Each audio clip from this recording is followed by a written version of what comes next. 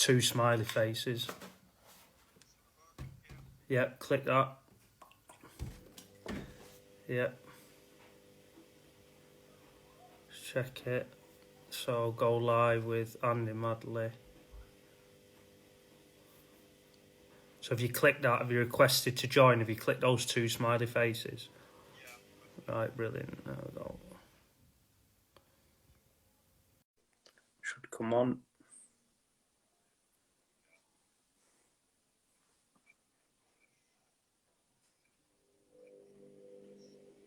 Should be connecting. There we go. Sound. I'll catch you in a bit.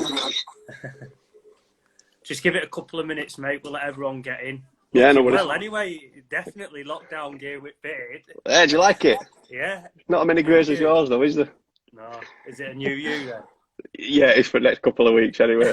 Then it's all going to come off on it. Will you get it off? Yeah. Yeah. It'll have to really. Yeah. Why? I don't know. The players won't want to come near you.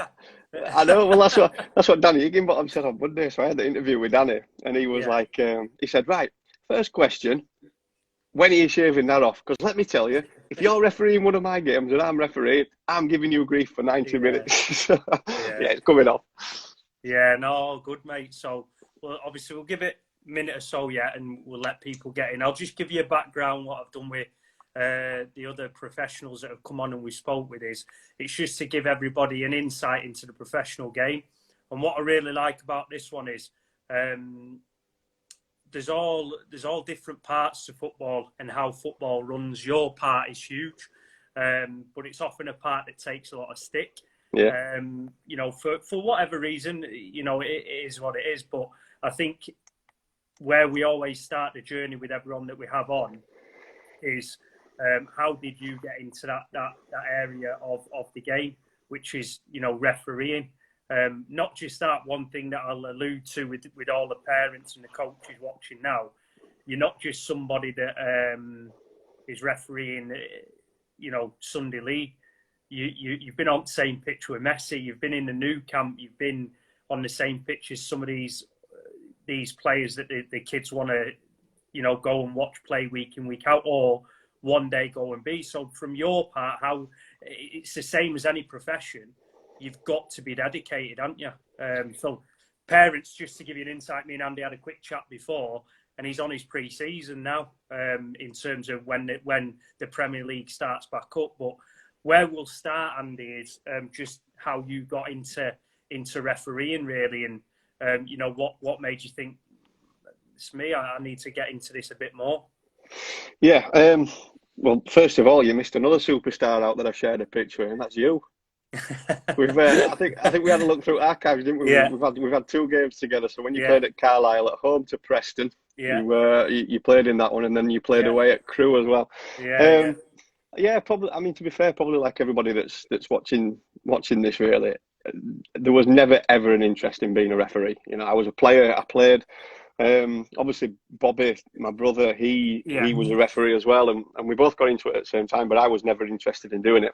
Yeah, we both, like I said, we both played at a decent enough level. I was sort of on the, as it was, a school of excellence at the time at Huddersfield. Yeah. So I was playing there. I probably had a year and a half, 2 years at Huddersfield. At the same time, Bobby was at Leeds and Barnsley. Yeah. And for various reasons, really, I'll happily put my hands up and just say I never made the grade. I wasn't good enough, so I probably got released. And played sort of local stuff. Why would that have been? Did you say? What age would that have been? So I probably went there at, what would I have been, 13, and probably left at 16-ish, 15, 16. Yeah. So it was probably for my last 2 or 3 years at high school. And then I got a bit of a knee injury. And it's like anything else at that age. I was probably out for 4 months, 5 months. Yeah. And when you come back, when you get back into training, at that age, after 4 or 5 months, everybody's progressed so much. And I was miles behind. And I never really got back into it. And Bobby was exactly the same. And so Bobby went back and he joined Ossett Town. He played at Ossett Town. I did the same. I went to play for Ossett Town.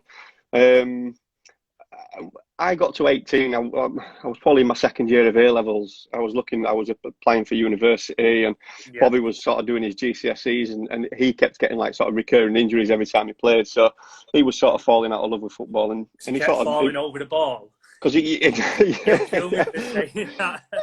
Yeah, well, when he won the ball, he was falling over. It was his own ego, I think. But so he rung me up. I remember him ringing me, and he said, "Look, I've seen this course, and I know he'd been on about it for a while, but he'd not mentioned it for a bit." So he said, "I've seen this course. Do you fancy doing it?" Yeah. I went, "Well, what is it?" He went, "Refereeing," and I went, "Nope." And put the phone down. And I thought, well, to be fair, the kid had wanted to do it for a while. He was 16 at the time, and back then there was none of this. It's sort of practical now. So you go for a weekend, you get out on field, you blow it whistle, you learn it laws as you go along. You have a go at dealing with players running at you and things like that. When we did it, you used to go sit in a sort of smoky, dark room at a pub house at Altoft Cricket Club, and you'd have a couple of hours, and the other 20 people that were in the room were all sort of 50, 60, 70. And we sat there, and I'm thinking, I don't really want to do this, but it was 15 quid, and if I did one game, I got my money back, and they probably wanted to do it. And I remember on first night, there was the instructor asked a question, and he said, "Right, what can you not be offside from?" So me being clever, I put my hand up and said, "Throw-ins." Yeah, correct, you can't be offside. Someone else said corners, which I knew, and then somebody else went, "Goal kicks, you can't be offside from a goal kick." And I looked at Bobby and just went, "What?" So we had a bit of a snigger, and the instructor went, "Yeah, you're quite right." And I went, "What? You can't be offside from a goal kick." I'd played the game for 18 years, or I was 18 at the time. Didn't even realise. And being perfectly honest, fast forwarding a little bit, I joined up with a league. I had a bit of a go at it. The first 2 years, I hated it. I absolutely hated it. I'd come home from games, I'd throw my bag in corner, and that were it. That was me done. I'm not doing that again. And then, why do you think that was? Because it just wasn't. At the time, it just wasn't for me. You know, I was just finishing my A levels. So apart from the fact I was probably quite busy, and I tried to have my head in the books, and it was sort of a busy time in terms of looking to go to university. And if I'm perfectly honest, the only reason I stuck at it is because you'd get 20 quid a game on a Saturday. I used to do 2 on a Sunday for another 20 quid. It was 60 quid. That was your drinking money while you were at uni, or it was your petrol money to get you there. And it just wasn't for me. I'd turn up. And don't get me wrong, some games you'd turn up and it was sort of the Wakefield Saturday leagues, and you'd have 2 teams that just wanted to play football. They weren't interested in me being there. They weren't interested in giving me grief. And you'd come off and go, I actually quite enjoyed that. That was all right. Bit of banter. And then the next 3 games, you were just getting grief for absolutely no reason whatsoever. And I used to drive away from games. And like I said, bearing in mind, you're on your own. You know, there might be one person that's giving you grief. It's like I said in an interview earlier on in the week. You can see the venom, and you can see the spit coming from the mouths, and their eyes are bright red, and it's genuine anger. And you're thinking, well, I've got to navigate my way back to my car here. I don't feel safe. Whilst that was very, very rare, it were little things like that really, where you're just like, I'm just not sure this is for me. And then I got a letter that said, we'd like to invite you to be an assistant referee. At the time, I'd only ever refereed on my own. We'd like you to be an assistant referee on the Northern Counties East League, as it was at the time. So we were going to places like sort of Yorkshire Amateurs, Liversidge, Tadcaster Albion were in there at the time. And all of a sudden, we'd to turn up with a shirt and tie on. And we got to the stadium as a team of 3. So all of a sudden, you had a couple of mates with you. And then there was a bit of a stand, bit of a stadium type thing. There was, you know, the music was being played beforehand. You could hear turnstiles clicking round, people paying the money. You had a programme with your name in. And if I'm perfectly honest with you, Andy, there was an element of Billy Big Time in you, where you go, you know what, I've made it. I've made it. This is what it's all about. And you'd run line on that on a Saturday, and the following Saturday you were back in Wakefield Sunday League, learning your trade there as well. So then I started to enjoy it really. What age would you have been then? Probably about 20. So just, I mean, again, I'm seeing a common theme, certainly in the stuff that we've been asking, and the way that you come up in your profession in the game as well. So straight away, I'm seeing there, from playing the game to how you got into refereeing, you probably went through an element of probably suffering a little bit because you couldn't play to the level you wanted to play at. But then obviously when you became a referee, this is something I want to do. But then again, you're having to go through some element of suffering because you're having to go and, you know, manage these games where you were worried about going back to your car sometimes. But that's probably similar to when you are a youth team player, going back to when we spoke with Jacko and Adam Collin the other day. You have to do that, don't you? And I think that's almost, and trying to give it back to the kids on understanding life, you have to put the work in and the hard yards in. Yeah, absolutely. But I look back on it now and I go, well, as much as I've done this now for 18 years, I Yeah, probably learnt more in them first 2 years than I've ever learnt. And yeah, like you say, you've got to put the hard shift in, you've got to put the hard graft in. And if I'm being perfectly honest, at 18-year-old, I was 18 at the time, Bobby was 16. Did I have life skills? Yeah, at the time I probably thought I did. But looking back, I learned a hell of a lot in 2 years because I was yeah, turning up on a Saturday refereeing grown men. I'd turn up on a yeah, Sunday where I were refereeing grown drunk men, yeah, and yeah, and, and you learn to deal with people. And yeah, for me, one of my biggest learning things was learning that when you're refereeing on a Sunday morning, correct me if I'm wrong, every single yeah, Sunday league team has got two players. One's called Killer and one's called Psycho, and they're not called that for no reason. yeah, yeah, And the sooner you sort of learn that, you work that out and you try and get them on side, and you learn people skills, you learn how to deal with these yeah, people. yeah, And it's no different as you move through.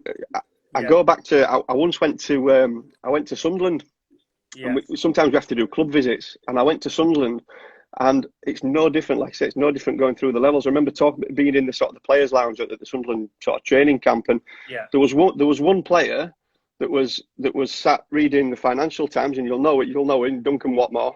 Really, yeah, yeah, really bright, yeah, intelligent, university-bound kid. He's sat reading Financial Times while his mates sat outside of him, hitting him what led to a teaspoon. yeah, And that's a difference in people that yeah, you have to learn to deal with. yeah, And we had that at Sunday League and Saturday League yeah, and coming through, and you continually learning. You know, yeah, the hard times, as much as you suffer at the time, you look back and you go, well, that made me stronger, that made me better. yeah, yeah, And it's no yeah, different to football. Refereeing and football is actually quite similar when it comes to things like that. You learn from mistakes, yeah. don't you? Well, I think again, I'm huge.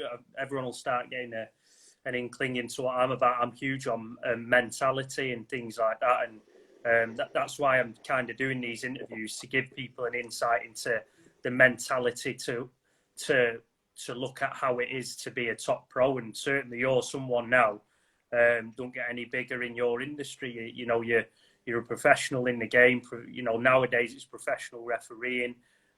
Nowadays you've got the VAR stuff as well, so it's giving them an insight, and it is hard shift. It's a mentality, but kind of bringing that back there. How's the shift now for you from going from what we class as referees, which they were professional really, but you actually are professional now. You have a job to do every single day. What's the shift like been with that? It's made life a hell of a lot easier, and it's allowed us to become, I won't say more professional, because everybody at the lower levels are as professional as they possibly can be. But I'll give you an example. I before I did this, I was teaching in a school. So I go back 10 years ago. I was teaching 5 days a week in a school. It then got to the stage where I probably got promoted onto Football League 2011-ish. Yeah. And you're refereeing League One and League Two stuff. So you're trying to hold down a job. It was 5 days a week, as well as the stuff that you bring home, the marking and everything else. Yeah. It got to the stage I had to go to my boss and say, look, something's got to give here. And Yeah. I'm enjoying my football. Luckily, my boss was a big football fan as well, and he understood. And I cut it down to 3 days. Yeah.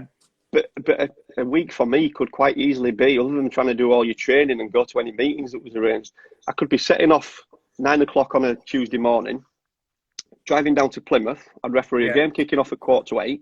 Yeah. I'd be finishing at 10 o'clock. By the time you've got out the changing rooms, it's 11 o'clock. I never used to, I could never sleep straight after a game. So I used to use that time to drive home. So I'd be 5 hours driving home. I'd get home 2, 3 o'clock in the morning, sometimes 4 o'clock. You have 2 hours sleep and then you're in work, and you're training. You've got to fit your training into all that. You've got to do everything that, all the packing and things like that. 4 years ago, 2016, it was sort of leaked to the press, I think, really, that there was a chance that the championship may become full time. The referees in the championship, obviously, the money that's at stake in championship is massive. 180 to 200 million pound for a team that gets promoted, sort of certainly via playoff finals. And they wanted more professional, in their eyes, referees. So I was given the opportunity to give up teaching and become a full time referee. So my working week now is literally Monday to Friday. We get a training plan through, so we stick to that training plan as closely as possible. We wear the heart rate monitors that I'll get sent in. So once I've dropped the kids at school, I generally go to the gym, or I'll go find the field, do my training, hour and a half. That's my day done. Every other week we meet up. Every 2 weeks we meet up as a group, either at St George's Park or Loughborough University. We'll go through videos and other technical aspects. We do some fitness elements to that. But other than that, you're managing your own time. You know, I mean, the one thing good that came out of it is when I first went professional, I had an handicap of 20. I'm now on 9. So if anything else, it's helped my handicap. Yeah. No, I just had visions of a professional just wandering around blowing the whistle at everyone on a campus somewhere. It's funny, you always get asked questions. Andy, have you got your cards on you? Yeah. No, I don't walk around with my cards and a whistle. Well, we'll take some. There's quite a few questions come through, so we'll try and buy through a few. Get my words out, so that we can just move on a bit. And obviously, as questions come on, but that's an insight, everyone, just into how Andy's got into the game, and right now how he's a professional referee. Who'd have thought that 10 years ago? So Caleb has a question. He wants to know which Premier League player Andy has given the most red and yellow cards to. I'm not sure he'd keep count, to be honest. No, I mean, it's funny. There's obviously what you got to bear in mind is it's my first season on Premier League. So if I've yellow carded someone once, so it's probably the first time and only time that I've yellow carded them. Certainly this season. Yeah. There's generally players who you see them in tunnel, and a lot of players will come up to you and go, "Andy, you may as well just book me now and get it out of the way." And it's not through anything that I do or it's particularly anything that they do. It's just that they know that they're that kind of player. But I can kind of answer it in a different way, and that is, everybody's heard of players that seem to be picking up yellow cards left, right, and centre. And I will give you one example: Joey Barton. I've refereed Joey 12 times. Yeah. And the baggage sometimes that he comes with, and this perception. The first time I refereed him we played at QPR against Brighton, and the yellow carded him, and he went nuts. He went absolutely nuts. Yeah. 2 minutes before half time, he walked down the tunnel with me at half time with his arm around me. He went, "Andy, I'm so sorry. I've just seen it back. I apologise. I was wrong. You were right." I refereed him another 11 times after that. I never booked him once. So as much as players can come with this baggage and this perception around them, we can't go in thinking, well, let's Joey Barton, he's going to end up on a yellow today. You just can't. I think the game's changed as well, though, mate, there, because, some of the challenges nowadays, because you're under such scrutiny, you don't get away with a lot. I mean, I remember getting sent off at Anfield, and it were never a sending off, and it got rescinded. But never is it? No, it never is. Hated the ref, it were his fault. But who knows nowadays? He could have said, no, it's a sending off. We stick by what we've seen. And but I just feel nowadays there are aspects to it where they are almost taking out the physical element. Would you agree with that? Or I mean, you might not be able to answer it. I don't know. No, I'm more than happy to answer it. Yeah. Yes and no. I get that whole argument, and if I'm being perfectly honest, sometimes we talk about proper football. Listen, I know you know me, you know that I'll come and watch Ossett United. Yeah. If ever I get a spare weekend, I'll come down to Ossett United and watch. Yeah. And that, right up to conference, is what I class as proper football. That's proper football. There's challengers go flying in, and they look at each other, and they just look and go, fair enough, I'll get you next time. And it's accepted, and that's proper football. And I used to love refereeing that. Yeah. What we seem to get a lot of now is, certainly in the Premier League, also down in the Championship now, with some of the value of the players that's there, we keep getting asked to protect the skillful players, which is fine. I'm all for that, because all it takes is them challenges that are flying in at Ossett United and on the conference. Yeah. If somebody gets injured, it may mean that they don't work. It puts them out of work. It's probably not a big cost to the club, if you like. Yeah. You referee De Bruyne and you allow these challenges to go on, and his career has ended. That's more than £100 million to a business. So it's not that I think the physicality's gone out of the game. I just think we're asked to protect the skillful players, and rightly so, to be fair. Yeah, I mean, there's a question here. I mean, I don't think you can just look at Jack Grealish, but he says, "What's your opinions on players like Jack Grealish throwing themselves to the floor?" But yeah, that's a really good question, and I've refereed Jack 8 times over the last 2 seasons. Obviously, they've been in Championship for the last couple of seasons. And refereed them against Leeds just before Christmas. What a game that was, by the way. Villa-Leeds. I think Villa were 2-0 up after 10 minutes. Yeah. Leeds came back and won that 3-2. That was probably one of my favourite games to have been involved in for a while. And but but you referee the likes of Jack, and they're skillful. They're not just good with the ball. Yeah. They know how to manage people. They know how to get under your skin. They know all the elements of football. Now, Jack's the kind of player where he'll see a challenge coming, and it's not that he dives, but he'll make the most out of it. He'll ride a challenge. He'll ride a challenge. He'll ride a challenge, exactly that. Because, and you look at the stats, Jack's the most foul player in the Premier League. Because if you don't stop Jack, you don't stop Aston Villa. That's just one example. So they'll bring him down. But what Jack's clever is, Jack'll feel a challenge coming. He'll go down, and there's times. And it's certainly not cheating. That's not one thing. And it's sort of playing the system, because you've got to look and go, I'm 10 yards from that. I can see that contact from where I am was absolutely minimal. Yeah. And I could quite easily go, no, we're not giving it. Yeah. There's probably players on the opposite team and the opposite fans that look and go, how is that not a free kick? I'm 10 yards from it. I can see it's minimal. But the whole stadium expects a free kick. Yeah. If I don't give it, the next 10 minutes of my game, I've got players from the opposite team that now don't trust me, because if I'm not giving them as free kicks.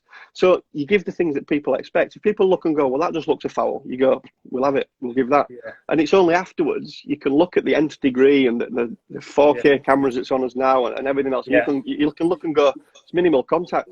I'm aware it's minimal contact, and to me, it's probably not a foul. Yeah, yeah. But there's nothing in it for me and my management of that game at that particular time for not giving it. Everyone expects it to be given, so you don't upset them. I mean, I think you can't just use Grealish as an example there, because it's always gone. I remember when Ronaldo played in the Premier League, everyone were on about him diving. I think there's also got to be an element of some of these younger players, and I know Jack Grealish is, he's getting on a bit now in terms of he's played a lot of games. He might still be young, but he's played a lot of games. You kind of grow out of it, because, there was a lot of, I think Ronaldo probably realising, Grealish is probably realising now, probably do without that. I need to be known for my game, not for that side of it. So, it's probably not just Grealish as well. It's probably a few others. But, great answer there. I thought, hopefully everyone enjoyed that answer. I did. I'm really enjoying this. It's a different aspect. But yeah, so just moving that on then, just regards to the top teams. You've been over at the new camp in the Champions League. So you're working from your school now to now Champions League football. Not going to Plymouth on a Tuesday night.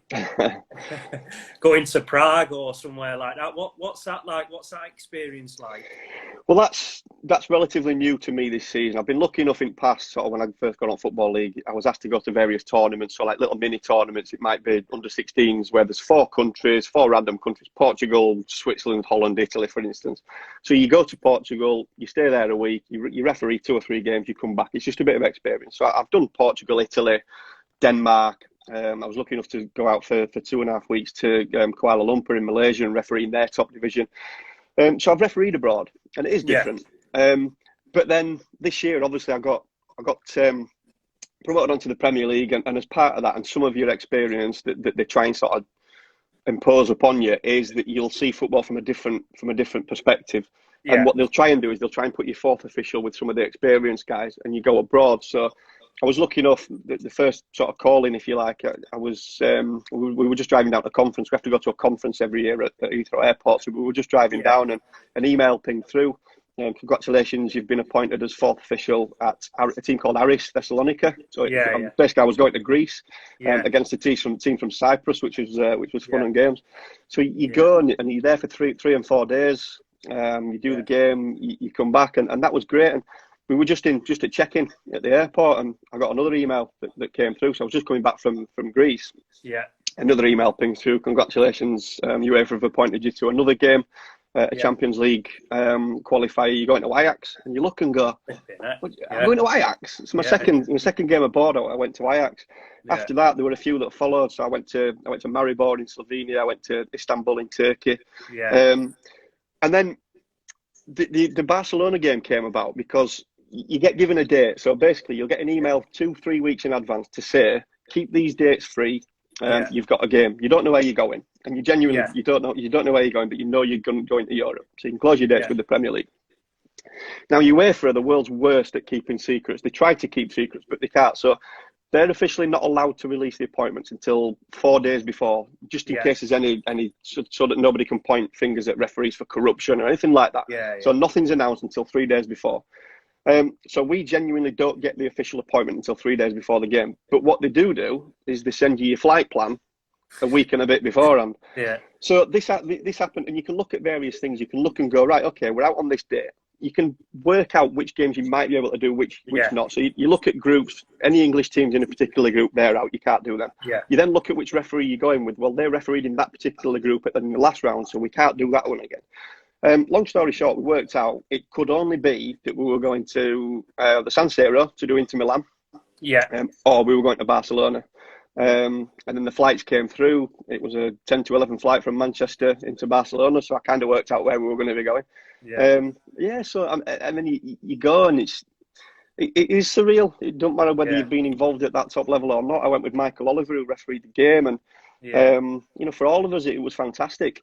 And there's certain elements that you've got to do, even as fourth official. You have to go on the morning of the game, 10 o'clock. You go to the stadium, just you. And the guy that's looking after you, and you've got to have a meeting with all the different representatives, whether it's fire, police, security. They bring all their kit, and they've got to lay it all out and make sure there's no colour clash. The goalkeepers have got to make sure that there's no, even if it's only that small, that there's no logos or anything like that on the gloves. So you have to go through all that. The meeting itself's about an hour and a half. And then another element that you've got to do as fourth official on a game is it's your job to go into the changing rooms and check studs, jewellery, and that sort of thing, because I think they don't like it sort of to be visible on TV and that sort of thing. So there's little old me knocking on the door. Any chance I can come in? And it's at the new camp, and you're walking in, and you're going up to the likes of Messi and Busquets and all them, and you're like, "Can I check your studs?" Secretly wanting to go, "Can I check your studs? And can I have them afterwards?" So, you know, you're checking, you're meeting the likes of Messi and Busquets and everybody else that played last night, and it was fantastic. You know, the whole stadium was full. I mean, you mentioned Prague. It just so happened that they were playing Prague that particular night, and that was just an outstanding. And then just a week later, I then got another one to say that we were involved in I think it was a knockout stage, or it was just the final league stage, which happened to have turned out to be my last European appointment. So we went to Olympic Stadium in Rome and did Roma against Wolfsburg. So fantastic. Yeah, so great experience there. You're talking, like you said, 18 years ago. You go into a room, you're not sure it's something you want to do, but it just shows once you get the grit and determination with something and the hard work, the levels you get to, you're all of a sudden not wiping dog poo off your boots in a park. You're checking Messi studs at the new camp. It's surreal. Fantastic story, mate. And it's, you know, I don't think people realise the hard work it is to get there as well. But I'll keep scrolling on these and have a little look at it here. So, I mean, this is a good one straight away. How many matches have you refereed so far? Do you keep count? Oh, Christ. When we first started, we were both living at home, me and Bobby, and my mum had this book, and she used to write in it, and it was right up to, I'd be driving home from a football league game, I'd be driving home from Cheltenham or Brentford or somewhere like that, my mum would ring me up, what was the score? What was your mileage? She used to write it all down. What was your match fee? What were your mileage and all this? So she'd write it all down. I know professionally I've done just short of 400 games, whether that's football league and Premier League, just short of 400. Overall, I must be pushing 2,000 games, because there were sometimes we were doing 150, 160 games a season. You know, refereeing on a Saturday, 2 on a Sunday, and then a Tuesday night as well. So it must be near on 2,000. I mean, just kind of thinking about that as well. Just to put it into perspective, because you are human beings as well, and sometimes I don't think people realise that, is you are going to make mistakes as well. You know, there's no doubt about it. Footballers make mistakes, managers make mistakes. So 2,000 games is incredible. But I guarantee you're at the level because you make more right decisions than wrong decisions. So, you know, people need to realise that sometimes as well. Going back to your decisions then, thinking about, I don't know if you can answer this or not, but I can, mate, whatever, are there any decisions that you think probably got that one wrong, or, you know, well, let's start on that one and we'll finish on the positive ones. A decision, definitely got that one Pick a game. Pick a game in Eddie at 2000. Listen, the one Bobby thing. would be like that. Well, not got anything wrong, have you? No, Bobby's never got anything wrong if you ask him. I mean, it's interesting. I look back on certain decisions, and there's times, there's decisions that are completely mine. I've looked at them afterwards and gone, how the hell have you got that wrong?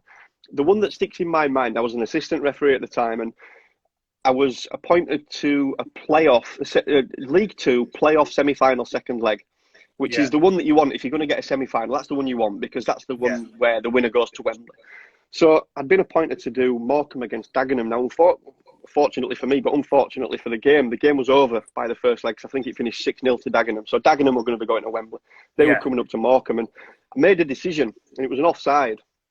And I flagged it, and because the game was over, I think we weren't switched on, so I flagged this offside. Basically, a kid had gone through 2-on-1 with his teammate. He squared it to his mate round keeper and stuck it in, and I flagged him offside. And jokingly, I just went over the comms that we were. I said, I hope I've got that one right. And we never thought anything else. We moved on. And it's when you get back to changing rooms and you read your messages, and you've got text messages from people saying, don't worry about it, pal, keep your chin up. And then you read another one saying, don't put the radio on your way home, whatever you do. And you're thinking, what's happened? Yeah. So I got home and I looked at the decision, and it's a shocker. It's an absolute shocker. The kid's probably 4 yards onside. He's behind the ball, so he can't be offside. Yeah. And I think people think we just look and go, oh, that's a shame. But I looked at that, and I thought, it didn't mean anything to the grand scheme of the game, because that would have been 7-0 as opposed to 6. What if it had been 0-0 from first leg?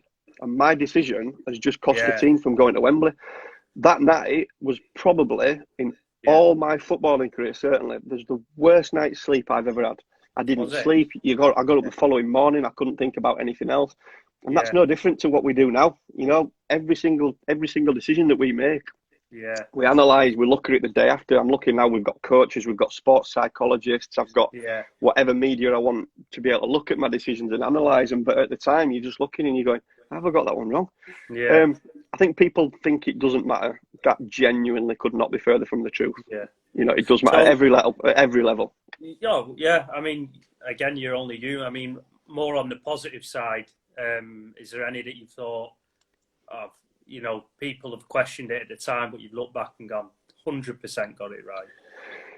Yeah. The one that sticks out in my mind is, before you get promoted onto the Premier League, or really at any level into a professional game, you get sort of a few trial games, if you like. Yeah. So I got appointed 18 months ago. I had a trial game to referee on the Premier League, Watford against Bournemouth. So it's my first game. It's the biggest interview of my football career, of my life, really. Yeah. All it has to do is go well for 90 minutes. That's all it has to do.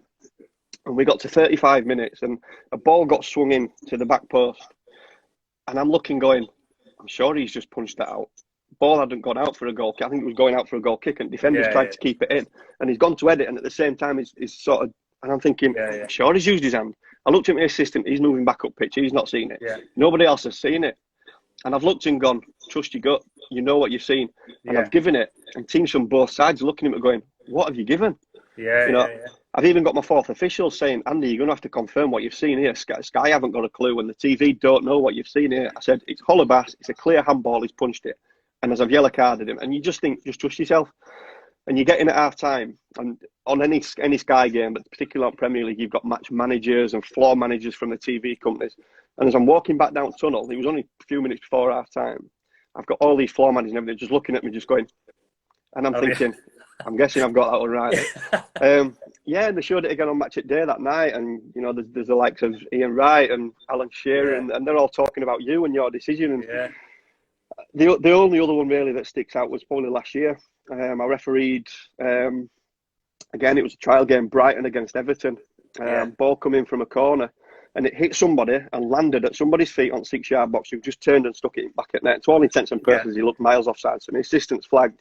I was just in a lucky enough position to see that it had come off Gomez for Everton. It had come off his hip and then gone to a Brighton player. So I've gone across to my assistant and gone, that's not offside. It's come off the opposite team. And again, you trust your gut. You give it. The players haven't got a clue what's going on. They just assume he's offside. But again, it's little things like that you learn to trust yourself. You just learn to trust your gut. No, great stuff there. Right, so just bring it back a little bit. Here's a good question from Lee Anderson. All right. He said, do you feel people need to realise, especially at grassroots, how important referees are to the game, as the numbers of people willing to become a referee are getting lower? Yeah, great question. What I will start out, I'll start out looking at it from a different perspective. And one thing that grates on me is when you hear referees say, without referees, there wouldn't be a game. That's categorically untrue. There would be a game. Because if we didn't referee it, you'd go referee it, Andy, or a parent would referee it. So whilst you can say there wouldn't be a game without referees, there would be a game. What state it would be in with impartial referees or whatever else is a different story, but there would be a game of football. You need to flip that on its head and say, well, actually, without football, I would be out of a job. I wouldn't be in a job. I wouldn't be able to referee. So I think there's two ways of looking at it, really. I think... Yeah, of course the referees are important, and for anybody that puts themselves out and goes, you know what, I'm gonna pay me £80 or whatever it is these days. I'm gonna go do a referee's course.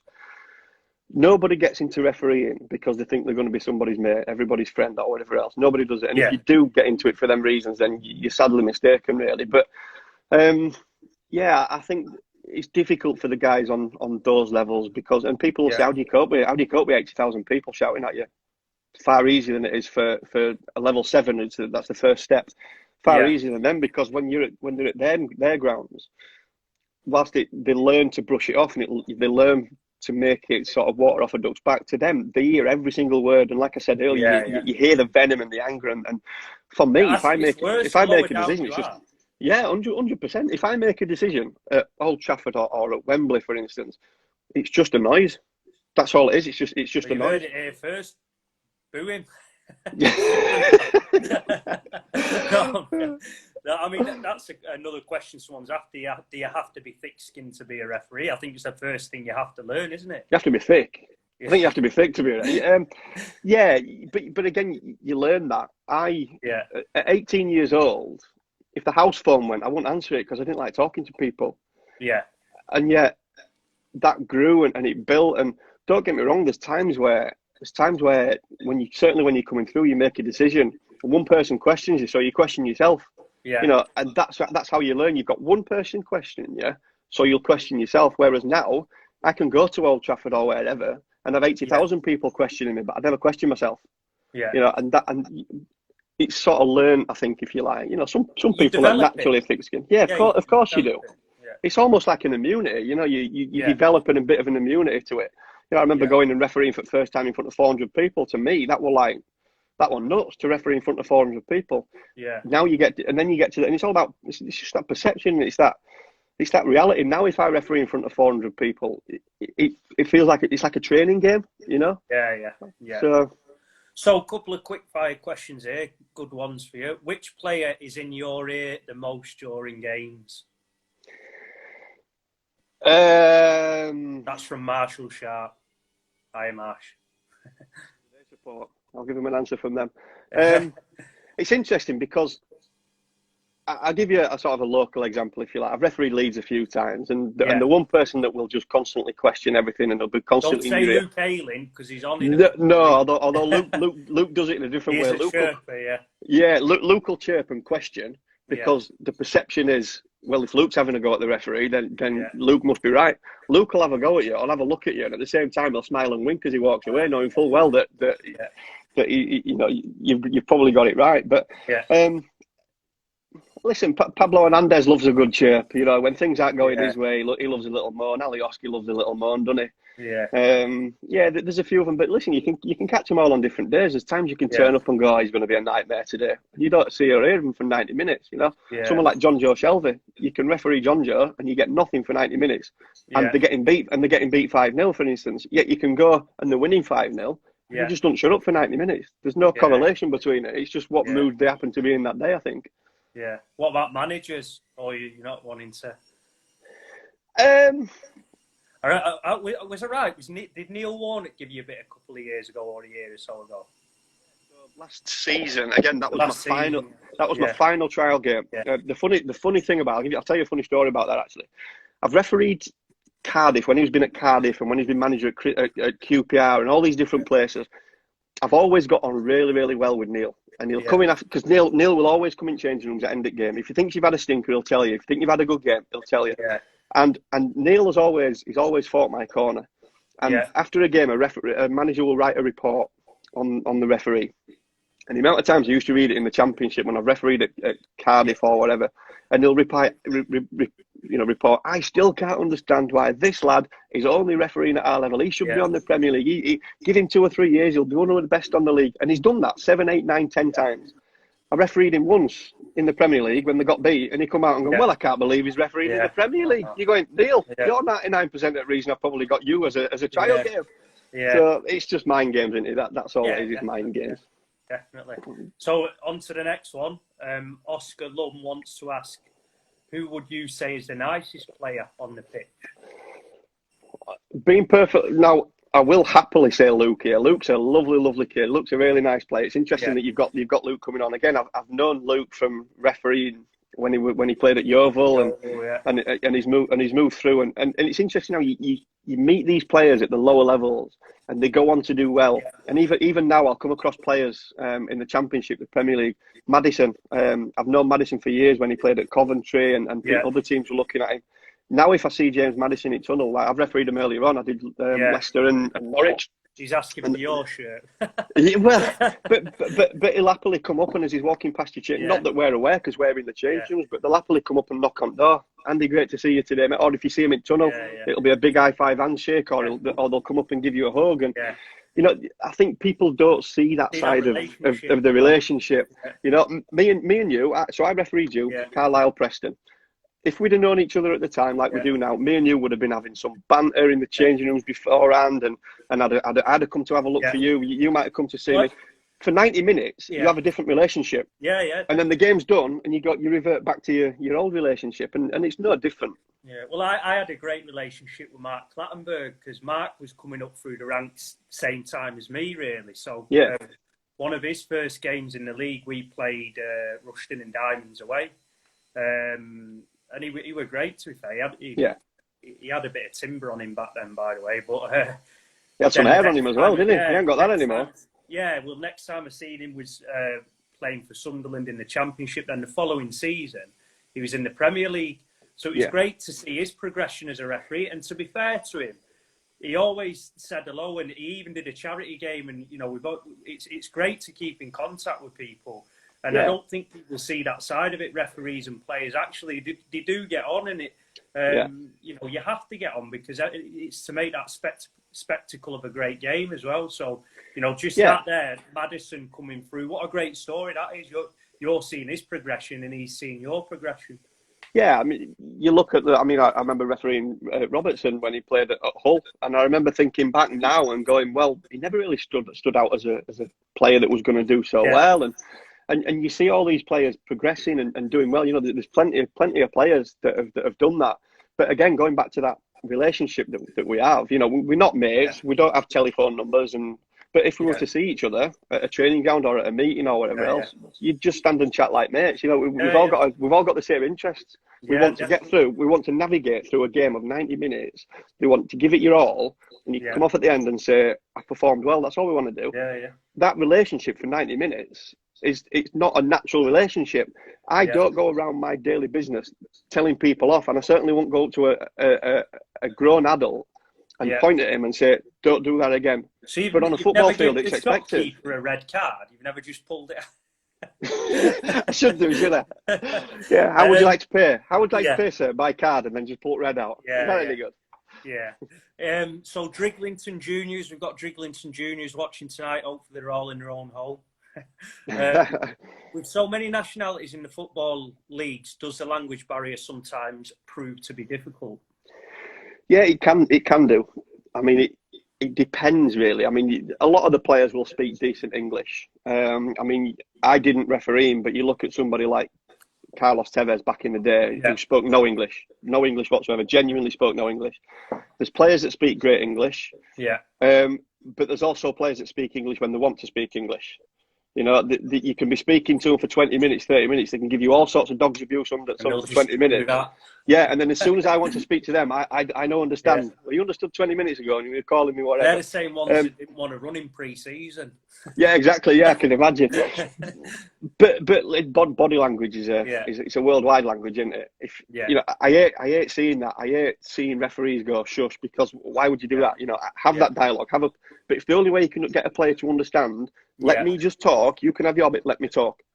You know, or the hands down, calm down. That's it. It's a universal language that everybody understands. So we do a lot of it with body language. You know, again, you work with somebody like Michael abroad at the Barcelona game, for instance, speaking to players in Spanish. So you pick up little things like that. And I've used this time, if you like, that we've been off and everything that's gone on. I spoke a tiny little bit of Spanish, and I've spent the last 2 months trying to brush up on my Spanish as well, so that you can go and you can talk to players and say falta and things like that, you know, foul and it's just them little barriers that you might just be able to break down, really. Brilliant. So here's a question from Ballmaster Bros. What's the best atmosphere you have refereed in? I'll be perfectly honest, that Aston Villa Leeds was outstanding. I think it was Christmas, not Christmas just gone, the Christmas before. In terms of a league game, that's probably by far the best atmosphere. Villa were up for it. Leeds are always up for it, aren't they, the fans? That's probably the best. That's probably the loudest atmosphere. Because I think what people probably picture is the bigger the crowd, the louder it is. It's probably the opposite, really. As a kid, I could never understand how you used to see Alex Ferguson shouting from one side of the pitch to Ryan Giggs at the other side, barking instructions, and you're thinking, there's 75,000 people who can't hear you. But what you've got to understand is 96-97% of the whole stadium is above you. So the noise just goes head level and out. Yeah. So, but then you've got Giggs doing the old... Yeah, exactly. Yeah, it's amazing. They're all the same, aren't they? They all listen to what they want. But you can go somewhere like Brentford where there's 9,000, and that's equally good. You know, no matter, I think because obviously the way that the stadium is built, Wembley's fantastic. It doesn't matter whether it's half full, quarter full. Wembley's brilliant. You know, from the middle, because it must be just created so that all the noise just comes down towards the centre circle. So Wembley. I'll pick that one up. Wembley. Lee Anderson was at that game you refereed. He said it was the best atmosphere he ever witnessed. Yeah, it was brilliant. It was really, really good. Yeah. Archie Martin, which two teams are your dream teams to referee a game? It changes because, I mean, there's certain reasons. Bin Barca now. Yeah, Bin Barca, yeah. None of them matter, really, do they? Do they mean dream team as in like the biggest team with the biggest super, or the dream team because they're just a nice group of lads? Or I'm guessing they mean like the biggest team. Yeah. In terms of biggest team, it's not so much the teams that I'm interested in refereeing. It would probably be nice to go to some of the stadiums. So like I'd love to go to Bernabeu. I'd love to do the San Siro. You know, a lot of people have been to the new camp, and I've seen all the pictures. And when I was going, they were all sending me the pictures of sort of stood on sort of stand side with the back to pitch. Look at this. This is when I were there. And then you send them one back from the centre circle. That's a big panorama, and you go, this is what it looks like from Middlesbrough. So it's probably more the stadiums and the history of places that I like to go to, you know. But you go somewhere like Maribor in Slovenia, you know, it's these little small places. You know, you go to the places like Azerbaijan and Albania. You'd never go on holiday. So it's probably more them kind of places that I'd like to go. I once played a pre-season game against AZ Alkmaar, and Van Gaal was a manager at the time, but their stadium was like tiny. It's amazing. Tiny. Yeah, you go to these places, they're in Europa League and Champions League qualifying rounds and things like that, and you're looking and going, well, I refereed in front of more people on Unibond League, or better stadiums on Unibond League. So another one. So obviously, right now you're doing your pre-season again. So one of the questions here is: do the refs wear the GPS trackers, and if so, what's the biggest distance you have running the game? Yes, we do. We do wear GPS trackers, so we're expected to wear them for all outdoor training sessions that we do. Obviously, it's pointless wearing them on a treadmill because it doesn't really calculate anything. So, but we wear them on games, we wear them on training, and so the reason why we wear them on training is probably similar to the players. Other than you can look at things like distance covered and speed covered, We do a lot of individual training, so we'll do maybe 20 and 30 yard sprints out, and then you turn and you come back. So it's the speed stuff, 20 yards. And there's been times where we've been at training and I get pulled out. Andy, can you just come and have a look at this? And they've got the laptop set up so we can have a look. And they'll have a look and say, right, you've done 10 sprints, 7 of them you've got out and you've turned to the left. You need to do 4 or 5 now where you turn into right, because otherwise you're overloading your left leg too much. You're risking injury. Yeah. So yeah, we use it sort of analytically for things like that. We use it obviously in games. In terms of the distance, it's interesting because you get people saying, "Oh, speed of the Premier League game, and you must be like super fit to referee them games." You've got to be a lot more fit to referee a League Two game. Yeah. Because I look at a Premier League game and I probably cover 10.5, maybe 10.5, 11K during a game. Yeah. I can do a League Two game or a conference game, and I'm covering 13, sometimes even up to 14 kilometres. And it's just the style of football. You know, the Premier League is very tippy-tappy-toey. The difference being on the Premier League is it's nice and slow. So for me, the hardest part is keeping out of the players' way. You know, being constantly aware of where players are, not invading their space, not breaking up patterns of play that they've worked on all week. Yeah. But the difference being it's nice and slow, and all of a sudden it just goes like that, and you go, what the hell just happened there? And it's 70 yards away. The ball's at somebody else's feet, and they're away. Whereas on League Two, the defender gets it. He has a look round. There's nobody to pass it to, so he'll go for big lad up front. Yeah. You know, so then you've got to cover 70 yards to get there. By the time you've got there, that's been defended, and it's hiked 70 yards downfield again. So you come off more physically tired on a League Two game than you would Premier League. Another one then. There's been a lot of questions regarding VAR. Have you enjoyed working with it this season? Yeah, I have. Yeah, it's good.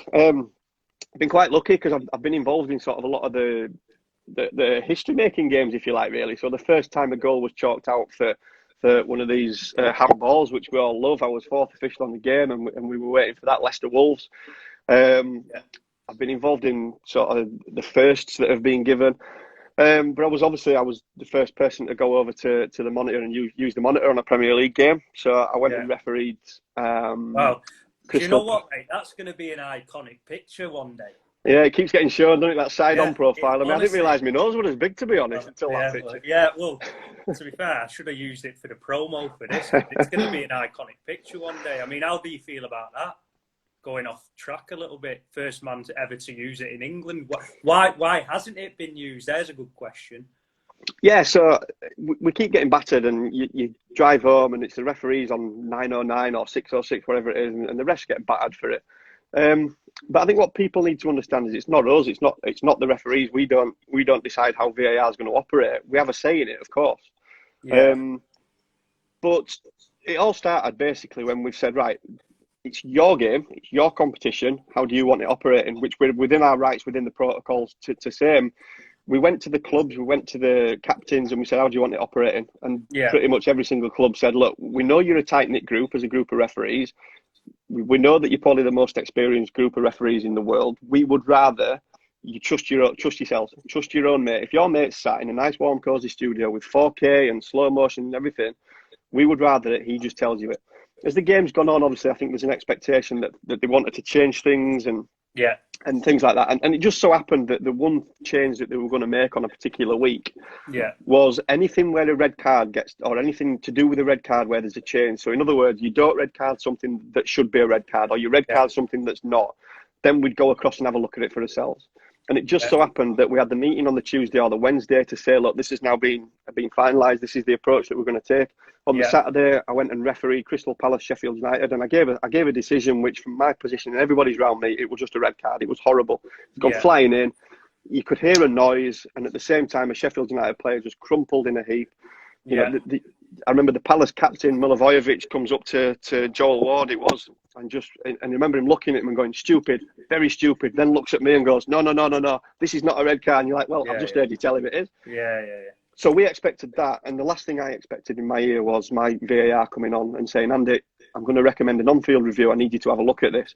What I didn't want to do is get to the monitor, and that iconic picture that you've talked about, I didn't want it to be me looking at a monitor going like that. I was like, what are you showing me? So I'd already teed it up. I'd already said to him, right, when I get to the monitor, what are you going to show me? And he'd said to me, right, when you get there, I've got you an angle that shows that there's no contact on the player. It looks like he's caught him, but he's planted his foot before there's contact coming together. So I've looked at it. That's exactly what I'm seeing on the monitor. And as I'm running across, I've said to my VAR, I've said to my assistants and my fourth official, who were obviously wired up, and a couple of players that were within earshot, I said, I'm going yellow. I'm changing it to a yellow. And you do the whole, the whole monitor, and you go yellow. And we didn't worry. We wondered what the fallout, or the reaction would be to that. And it wasn't, we half expected it to be, you don't know what you're doing, from 25,000 Palace fans, because I've made a decision and then changed it. And if anything, the reaction was actually fair play to you. You've had the courage to go across, have a look, see that you're wrong, come back, and in front of the whole world. You've got to remember that a Premier League football game is shown all around the world live. That you've had the courage to just go, do you know what, I've got it wrong. Yeah. And that's sort of what sometimes can stand you out as well. I'm more than happy to apologise if I've got something wrong. Yeah. More than happy to. In fact, I probably apologise more than most, because I get most things wrong. Yeah. Well, having more of an empathetic view to stuff as well. I think people can see that, can't they? And people think, actually they are human beings. But certainly the VAR stuff. There's a question here: do you think it should be less strict? I mean, me personally, I think it's with everybody's asked for it. We get it, and it's the worst thing in the world. So. And it's the same as probably what's going on in the world right now. We've asked for lockdown, and a lot of people don't want to be locked down, so they decide what they're going to do. So it's easy for football fans, like they did back in the day, to say we've got technology, let's use it, or we should be able to have technology, let's use it. Yeah. When we looked at that as a group as to what that would mean that football looks like in the future, we were really the only ones kind of qualified to come back and say, just be careful what you wish for. If you want it, we'll happily implement it. It's fine, no problem. Just be careful what you wish for, because football's going to change, and it has done. And I mean, to answer that question, is it too strict? It's not really the ref's point. It's not really up to the refs. I mean, we've got a protocol that we've got to abide by, and again, we see these law changes that come out every year and things that we have to do. I've just seen a question that went up along the bottom there about yellow carding a player for taking his shirt off. There's certain things that we do that we don't necessarily agree with. There's law changes come out every year, and we're scratching his head going, what? Because it's not a group of referees that sit round and make these laws. It's a group of ex-managers, ex-committee members. These make these. We've just got to go out and do it. Now, if I were in your shoes, Andy, I'd look earlier. I think you scored 16 professional goals. If I'd ever scored a professional goal, I'd be the first person to take my shirt off. I'd be swinging it round. I'd be at top of Rose Head with fans if I had the opportunity to do that. And we understand that as a group of refs. The last thing we want to do is yellow card a player. As soon as we see a player jump over them hoardings, you're going, especially if they're already on a yellow, because you've got nowhere to go, and we're the villain. We don't want to do things like that. But if I don't do that, I don't get a game next week. Yeah, no, totally get it. So you've got your hands are tied. Yeah, you're a support, and I think it's been listen, mate. It has been a fantastic Q&A. I hope people have got a lot out of it. I think it's been brilliant, and I think what should come out of this, certainly for kids, parents, coaches watching, is that you're a human. You're very approachable as well. I think you're a top guy in terms of the dealings we've had and that. And certainly for me, it's been a great insight into your training days, into your Champions League games, the Premier League games, and I think in general, who do you support? It's Huddersfield, isn't it?